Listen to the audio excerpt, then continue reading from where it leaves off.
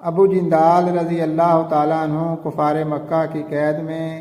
ابو جندال مکہ میں مسلمان ہو گیا تھا۔ قریش نے اسے قید کر رکھا تھا۔ صلح حدیبیہ کے موقع پر وہ موقع پا کر زنجیروں سمیت ہی بھاگ کر لشکر اسلامی میں پہنچ گیا۔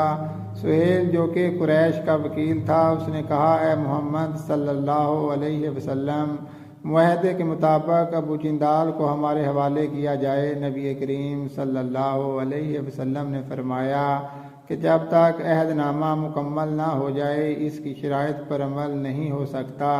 سہیل نے بگڑ کر کہا کہ تب ہم صلح ہی نہیں کرتے۔ نبی صلی اللہ علیہ وسلم نے حکم دیا اور ابو جندال کو قریش کے سپرد کیا۔ قریش نے مسلمانوں کے کیمپ میں اس کی مشقیں باندھیں، پاؤں میں زنجیر ڈالی اور کشاں کشاں لے گئے۔ نبی صلی اللہ علیہ وسلم نے جاتے وقت اس قدر فرما دیا تھا کہ اے ابو جندال، اللہ تیری کشائش کے لیے کوئی سبیل نکال دے گا۔ ابو جندال کی ذلت اور قریش کا ظلم دیکھ کر مسلمانوں کے اندر جوش اور طیش تو پیدا ہوا، مگر نبی صلی اللہ علیہ وسلم کا حکم سمجھ کر ضبط کر گئے۔ ابو جندال نے زندان مکہ میں پہنچ کر دین حق کی تبلیغ شروع کر دی۔ جو کوئی اس کی نگرانی پر مامور ہوتا وہ اسے توحید کی خوبیاں سناتا، اللہ کی عظمت و جلال بیان کر کے ایمان کی ہدایت کرتا۔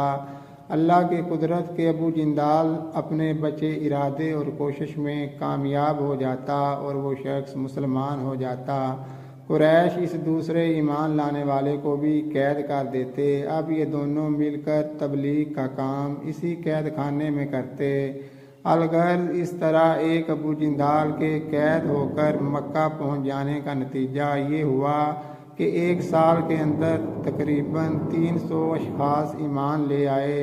نبی کریم صلی اللہ علیہ وسلم نے وقتی طور پر ابو جندال کو کفار کے حوالے کرنے کا جو فیصلہ کیا تھا، بظاہر وہ صحیح نہیں لگتا تھا، لیکن اس کا کتنا فائدہ ہوا کہ ابو جندال کی وجہ سے 300 اشخاص نے اسلام قبول کیا۔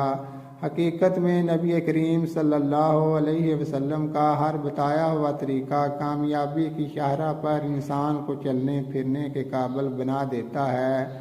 اللہ ہمیں اتباع رسول صلی اللہ علیہ وسلم کی توفیق دے، آمین۔